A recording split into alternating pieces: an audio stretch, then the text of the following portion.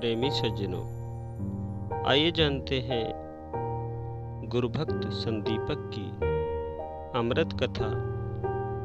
क्योंकि गुरुभक्त संदीपक एक ऐसे भक्त थे जो अपने गुरु की आज्ञा का पालन प्राणपण से किया करते थे, क्योंकि वे अपने सतगुरु के प्रति पूरी तरह समर्पित थे तथा उन्हें ही अपना सब कुछ समझते थे। आइए सुनते हैं एक ऐसे भक्त की कहानी को। बहुत समय पहले की बात है। गोदावरी नदी के किनारे एक आश्रम था, जहां महर्षि वेदधर्म परमार्थ के जिज्ञासुओं को आध्यात्मिक शिक्षा देते थे और उनका पथ प्रदर्शन करते थे। जिस समय की ये कथा है, उस समय अनेकों ही जिज्ञासु उनका शिष्यत्व ग्रहण कर आध्यात्मिक शिक्षा ग्रहण कर रहे थे। एक बार महर्षि वेदधर्म ने अपने सभी शिष्यों को बुलाया और बोले, तुम सब हमें अति प्रिय हो।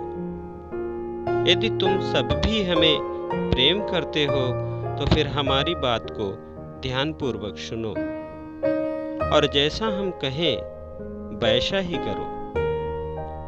शिष्यों ने हाथ जोड़कर विनय की, गुरुदेव, हम सब आपके आदेश का प्राणपण से पालन करेंगे, क्योंकि संतों महापुरुषों ने अपनी वाणियों में स्पष्ट फरमाया है कि जो अपने गुरुदेव की आज्ञा का पालन नहीं करता वह नरकगामी होता है। वह कभी भी मोक्ष पद को प्राप्त नहीं कर सकता। परम संत श्री कबीर साहब जी ने भी अपनी वाणी में फरमाया है, गुरु की आज्ञा उल्लंघ के जो सेवक कहीं जाए, जहां जाए तह काल है, कह कबीर समझाए। संत सहजोबाई जी का भी कथन है, गुरु आज्ञा माने नहीं, गुरु ही लगावे दोष, गुरु निंदक जग में दुखी, मुए न पावे मोस। शिष्यों का उत्तर सुनकर महर्षि वेदधर्म मन ही मन मुस्कुराए, क्योंकि वे शिष्यों को परीक्षा की कसौटी पर परखने के लिए एक अनोखी लीला करने जा रहे थे। उन्होंने गंभीर वाणी में फरमाया, इस जन्म से पूर्व पिछले जन्मों में हमने अनेकों पाप किए हैं। हमने जो इस जन्म में भजना अभ्यास, सुमिरन, ध्यान और गुरुदेव की निष्काम भावना से सेवा की, उससे कुछ कर्मों का फल तो इस शुभ कर्मों से धुल गया, परंतु अभी भी कुछ ऐसे पाप कर्म शेष हैं जिनका फल भोगना बाकी है हमें। जब तक उन कर्मों का हिसाब किताब बाकी है, हमारी आत्मा को न तो शांति मिल सकती है और न ही मुक्ति हो सकती है। इसलिए हमारा विचार यह है कि काशी चलें और वहां ठहरकर अपने पाप कर्मों का फल भोग कर कर्मों का हिसाब चुकता करें। जब तक हमारा वहां ठहरना होगा, हमारा विचार है कि तुम में से कोई एक शिष्य हमारी सेवा के लिए वहां चले, परंतु यह स्मरण रहे कि हमारी सेवा करने में बहुत सी कठिनाइयां और कष्टों का सामना भी करना पड़ेगा। महापुरुषों की प्रत्येक कार्रवाई में कोई न कोई रहस्य छिपा होता है, जिसे हम अल्प बुद्धि जीव नहीं समझ सकते। महर्षि वेदधर्म समय के पूर्ण महापुरुष थे। उनका उपरोक्त कथन और कार्रवाई तो मात्र अपने शिष्यों की श्रद्धा, निष्ठा, विश्वास और प्रेम को परखने के लिए और अपना उत्तराधिकारी चुनने के लिए थी, परंतु इस रहस्य को शिष्य न समझ सके। अपितु जब उन्होंने अपने विषय में उपरोक्त शब्द कहे तो कई शिष्य आंखों ही आंखों में एक दूसरे की ओर देखने लगे।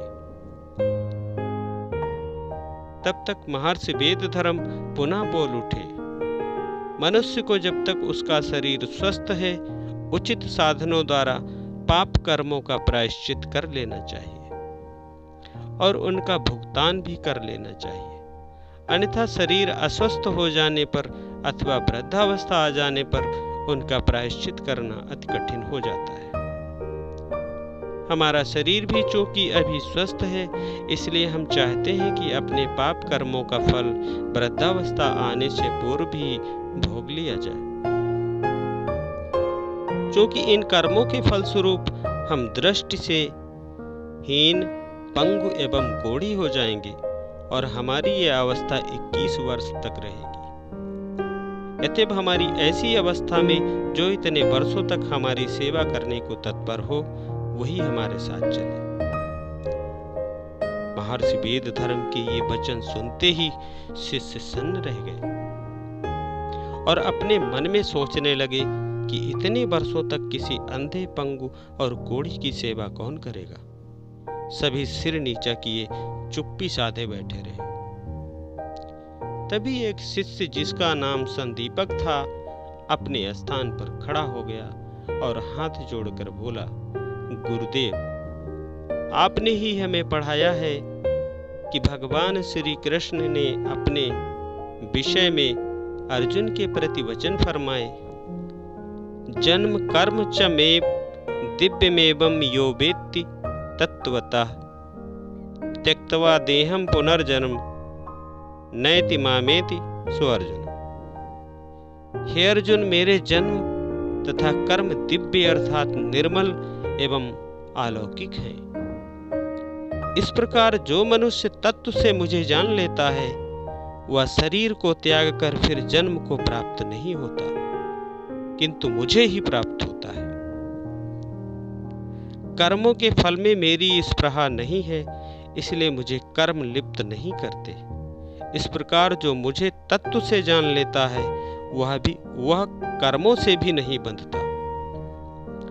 संदीपक ने अपना कथन जारी रखते हुए कहा, गुरुदेव, मेरे मन में यह पूर्ण विश्वास है कि आप पार ब्रह्म परमेश्वर के ही साकार रूप हैं।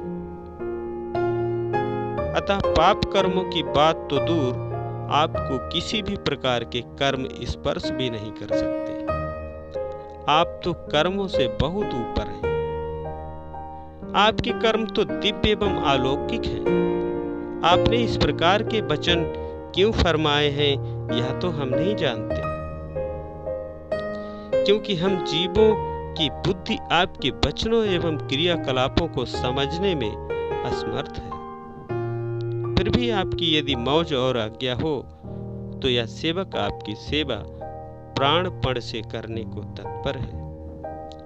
संदीपक के ऐसे विचार सुनकर और उसकी श्रद्धा एवं निष्ठा देखकर गुरुदेव अति प्रसन्न हुए, परंतु मुखमंडल पर गंभीरता धारण करते हुए बोले, वत्स संदीपक, किसी कोढ़ी, अपंग और नयनहीन की सेवा करना बहुत ही क्लेशकर एवं कष्टकर होता है। ऐसा करने में तुम्हारा सब कुछ आराम छिन जाएगा। 21 वर्षों तक तुम्हें हमारे साथ कष्टों भरा जीवन व्यतीत करना पड़ेगा। इसलिए अच्छी तरह सोच लो, ऐसा ना हो कि बाद में इस प्रकार का निर्णय लेने के लिए तुम्हें पश्चाताप हो। संदीपक ने विनय की, गुरुदेव, आपकी सेवा करने में कष्ट कैसा? इस शरीर द्वारा आपकी मैं सेवा कर सकूं, इससे उत्तम सदुपयोग इस शरीर का और क्या होगा।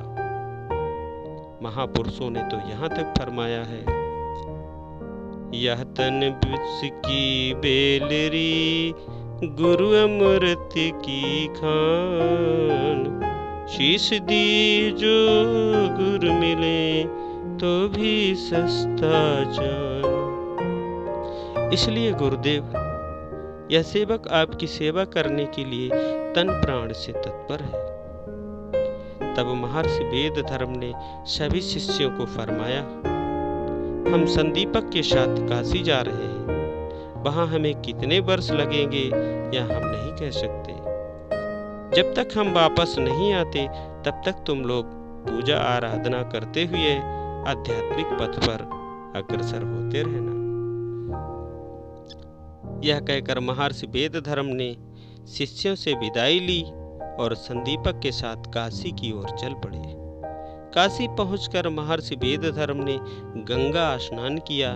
तत्परांत भगवान विश्वेश्वर काशी स्थित भगवान शिव जी की प्रतिमा की पूजा की। फिर वे काशी में ही गंगा के किनारे कुटिया बनाकर रहने लगे। धीरे धीरे उनके शरीर में कुष्ठ रोग के लक्षण प्रकट होने लगे। इसके साथ साथ उनके नेत्रों की ज्योति भी चली गई। शैने शैने कुष्ठ रोग इतना फैल गया कि उनके शरीर में मवाद एवं रक्त बहने लगा और दुर्गंध भी आने लगी। उनका बायां हाथ भी बेकार हो गया और उन्हें दौरे भी पड़ने लगे। संदीपक अपने गुरुदेव की सेवा अत्यंत श्रद्धा भावना एवं प्राणपण से करने लगा। धीरे धीरे महर्षि वेदधर्म के स्वभाव में भी परिवर्तन होने लगा।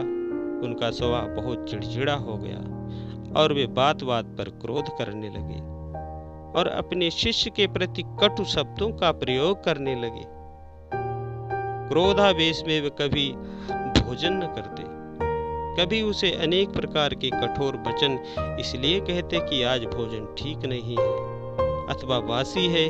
कभी तो वे क्रोध में आकर भोजन फेंक भी देते और संदीपक पर हाथ भी उठा देते। कभी वे इस बात के लिए उसे डांटने लगते कि तुम हमारी सेवा टहल दिल से नहीं करते, न तो तुम हमारे घावों को अच्छी तरह साफ करते हो और न ही हमारे वस्त्र अच्छी तरह धोते हो। परिणाम स्वरूप हमें मक्खियां बहुत परेशान करती हैं। किंतु महर्षि वेदधर्म के इस प्रकार के व्यवहार से संदीपक का मन तनिक भी डामाडोल न हुआ। वह हित चित्त से गुरुदेव की सेवा में संलग्न रहा। काशी में रहते हुए भी वह कभी किसी मंदिर में नहीं गया। गुरुदेव की सेवा शुश्रूषा के अतिरिक्त उसके मन में कभी कोई अन्य विचार नहीं उठा। पहले की तरह ही वह गुरुदेव की पार ब्रह्म परमेश्वर का साकार रूप समझकर उनका सम्मान करता और उनकी सेवा एवं आज्ञा पालन में तत्पर रहता। यद्यपि गुरुदेव प्रायः उस पर क्रोध करते रहते, परंतु उनके इस प्रकार के व्यवहार से उनके मन में न तो कभी कोई विपरीत विचार उठा और न ही कभी उसने उनके सम्मुख मुख खोला। गुरुदेव यदि कोई आज्ञा करते तो वह सत्य वचन कहकर आज्ञा का पालन करने में जुट जाता और यदि गुरुदेव रुष्ट होने लगते तो वह दंडवत प्रणाम करके क्षमा मांगने लगता। गुरुदेव के प्रति संदीपक की ऐसी उच्च कोटि की भक्ति, श्रद्धा एवं सेवा भावना देखकर शिवजी अति प्रसन्न हुए और एक दिन उसके सामने प्रकट हो गए। संदीपक ने शिवजी की वंदना की।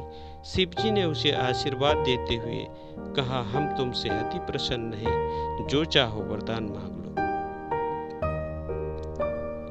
संदीपक ने हाथ जोड़कर कहा, प्रभु आप मुझ पर प्रसन्न हैं या आपकी अति कृपा है। आप अपनी कृपा सदा मुझ पर बनाए रखें। शिवजी बोले, हमारी कृपा तुम पर सदा बनी रहेगी, परंतु हमारी इच्छा है कि आज तुम कोई वरदान हमसे मांग लो। संदीपक ने विनय की, प्रभु मैं गुरुदेव से आज्ञा ले लूं, उसके बाद ही आपसे वरदान मांगूंगा। ठीक है, गुरुदेव से पूछकर हमारे मंदिर में आ जाना, यह कहकर शिवजी अंतर्ध्यान हो गए। संदीपक अपने गुरुदेव महर्षि वेदधर्म के चरणों में पहुंचा और संपूर्ण वृत्तांत निवेदित करते हुए विनय पूर्वक बोला, शिवजी ने प्रसन्न होकर मुझसे कहा कि कोई वरदान मांग लो। यदि आपकी आज्ञा हो तो उनसे यह वरदान मांगना चाहता हूँ कि वे आपके पावन शरीर को सब प्रकार से निरोगी एवं स्वस्थ बना दे। संदीपक की ऐसी भावना देखकर महर्षि वेदधर्म हृदय में तो अति प्रसन्न हुए, परंतु बाहर से अत्यंत क्रोधित होते हुए बोले, शिवजी से हमारे स्वास्थ्य के लिए वरदान मांगने की आवश्यकता नहीं है। हाँ, यदि तुम हमारी सेवा से तंग आ गए हो तो फिर हमें छोड़कर जा सकते हो। महापुरुषों की प्रत्येक कार्रवाई शिष्य के कल्याणार्थ ही होती है। महर्षि वेद धर्म का यह ऊपरी क्रोध तो केवल शिष्य की गढ़त के लिए ही था। जैसे कुम्हार बर्तन बनाते समय बाहर से तो चोट मारता है, परंतु बर्तन के अंदर हाथ रखकर उसे संभालता भी है, उसी प्रकार महापुरुष भी शिष्य की घड़त करते समय बाहर से चाहे जैसा व्यवहार करे, परंतु अंदर ही अंदर उनकी दया का हाथ सदा ही शिष्य के शीश पर रहता है।